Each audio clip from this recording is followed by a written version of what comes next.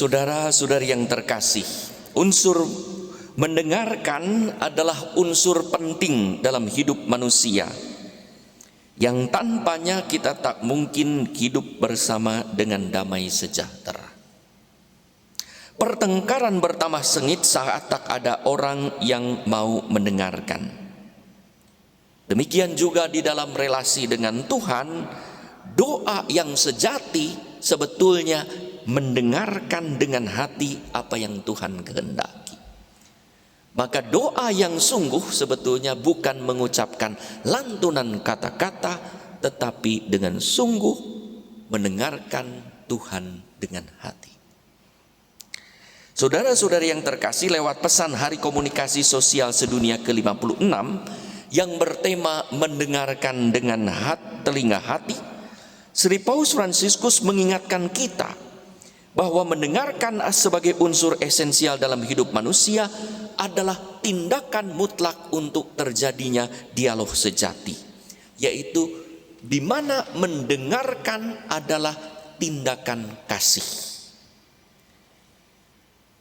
Sri Paus menulis bahwa dalam tulisan-tulisan kitab suci kita belajar mendengarkan tidak hanya menangkap atau mendengarkan suara, tetapi pada dasarnya terhubung pada relasi dialogis antara Allah dengan umat manusia. Dan itulah yang terjadi di dalam doa Yesus hari ini. Dalam relasi dengan Allah, Tuhan berinisiatif berbicara dan kita menjawab dengan mendengarkannya. Hanya dengan memperhatikan siapa yang kita dengarkan, kata Sri Paus, apa yang kita dengarkan dan bagaimana kita mendengarkan, kita dapat tumbuh dalam seni berkomunikasi yang intinya bukanlah teori dan teknik, tetapi keterbukaan hati yang memungkinkan kedekatan satu sama lain. Untuk itu kita diajak bukan hanya mendengarkan dengan telinga saja, tetapi juga mendengarkan dengan hati. Karena ada orang yang secara fisik mampu mendengarkan dengan baik, tetapi hatinya tuli. Sebaliknya, ada orang yang mengalami gangguan pada telinganya hingga tidak dapat mendengar dengan sempurna, tetapi sungguh mampu mendengarkan dengan hati. Saudara-saudari yang terkasih, dalam Injil Yesus mengkomunikasikan kehendaknya melalui doa kepada Bapanya agar para murid bersatu dengan sesama sebagai kesatuan yang inklusif, kesatuan yang merangkul siapa saja yang bersedia menjadi keluarga dan komunitas. Model persatuan yang diminta oleh Yesus adalah kesatuan Bapa, Putra, dan Roh Kudus, di mana dasar dari kesatuan itu adalah kasih. Mendengarkan adalah tindakan kasih, maka dalam kasih ada saling mendengarkan. Kasih mengandaikan keterbukaan dan kesediaan untuk berkorban. Untuk mendengarkan ada pengorbanan, maka untuk saling mendengarkan satu sama lain ada kepengorbanan yang timbal balik. Siapa saja yang datang kepada kita mesti disambut sebagai kehadiran seorang sahabat dan kerabat, karena orang mau mendengarkan, bukan hanya dikuasai oleh asumsi atau a priori menganggap orang lain itu aneh dan asing atau sebagai lawan dan musuh bebuyutan. Tetapi bagaimana kita menyambut orang lemah, bukan diremukkan menjadi remah-remah, melainkan dikuatkan dengan lemah lembut. Orang bersalah bukan dipersalahkan, tetapi dibimbing menjadi saleh. Itu terjadi kalau kita mendengarkan. Maka Sri Paus juga berkali-kali mengajak kita, dengarkanlah bukan hanya ucapan mereka, dengarkanlah hidup mereka dengan hatimu. Karena apa yang dirasakan Jadi mendengarkan juga mendengarkan, memahami perasaan orang. Saudara-saudari yang terkasih,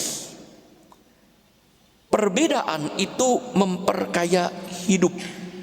Persatuan sejati bukan terjadi karena kesamaan, apalagi di permukaan, melainkan karena perbedaan atau mungkin kontras yang melebur diri dalam dinamika hidup yang terus berubah. Dengan dasar ada kesamaan.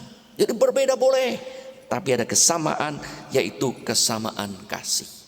Itulah komunikasi yang dikembangkan Yesus dalam karyanya. Kalau kita memperhatikan, doa Yesus adalah pewartaan kehendak Allah. Aku mau Tuhan. Dan siapakah Yesus? Allah, Putra Allah, pribadi kedua dari Allah Tritunggal. Maka doanya adalah pewartaan akan kehendak Allah.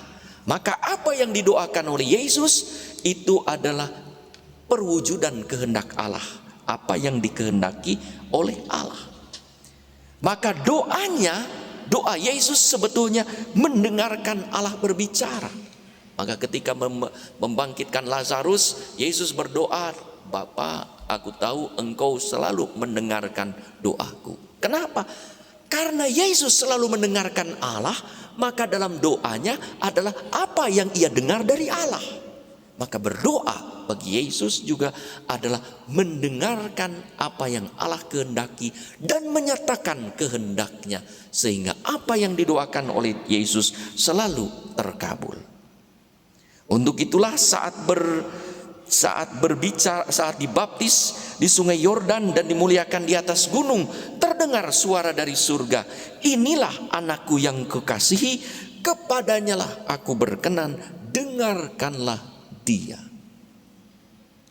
Saudara-saudari yang terkasih, orang dalam bacaan pertama, orang-orang tidak menangkap Stefanus sebagai utusan dari Allah karena mereka tidak mau mendengarkan. Bahkan ketika Stefanus berbicara tentang Yesus, makin lagi mereka tidak mau mendengarkan dengan cara menutup telinga supaya sungguh tidak mendengar. Dan itulah yang seringkali terjadi dalam hidup kita juga, menutup telinga sehingga kita tidak mau mendengarkan apa yang Tuhan ada. Mungkin tidak menutup telinga ini, tetapi menutup hati, telinga hati, sehingga kita tidak mampu memahami kehendak Allah. Saudara-saudari yang terkasih, Bapak Suci menegaskan di dalam pesannya tersebut bahwa di dalam gereja juga ada kebutuhan besar untuk mendengarkan dan saling mendengarkan satu sama lain. Kita harus mendengarkan dengan telinga Tuhan apa yang kita agar kita dapat mengucapkan firman Tuhan. Maka mari kita mohon supaya kita mempunyai telinga Tuhan, telinga Yesus, supaya kita dapat mengucapkan firman Tuhan. Karena kalau mendengarkan firman Tuhan, maka kita juga bisa mengucapkan firman Tuhan. Maka siapapun yang tak bisa mendengarkan sesama, agar juga bisa jadi juga ia tidak mampu mendengarkan Tuhan. Itulah yang dikatakan oleh Yohanes tentang cinta di dalam 1 Yohanes 4:20. Aku yang berkata tentang cinta, dan kalau ada orang berkata aku mengasihi Allah tetapi ia membenci saudaranya, maka ia pendusta. Karena barang siapa tidak mengasihi saudaranya yang dilihatnya, tidak mungkin mengasihi Allah yang tidak dilihatnya. Bagaimana kita bisa mendengarkan Allah yang suaranya tidak terdengar oleh telinga, hanya tertangkap oleh telinga hati, oleh iman kita, kalau kita tidak bisa mendengarkan suara orang yang berbicara kepada kita, kalau kita tidak bisa mendengarkan firman Allah yang dibacakan. Maka Yakobus menasihati kita, biarlah setiap orang cepat mendengar dan lambat berbicara. Bagi Paus, saudara-saudari yang terkasih, mendengarkan adalah tindakan pertama amal kasih. Mari kita mendengarkan sesama dengan hati sebagai awal karya pelayanan dan tindakan belas kasih kita.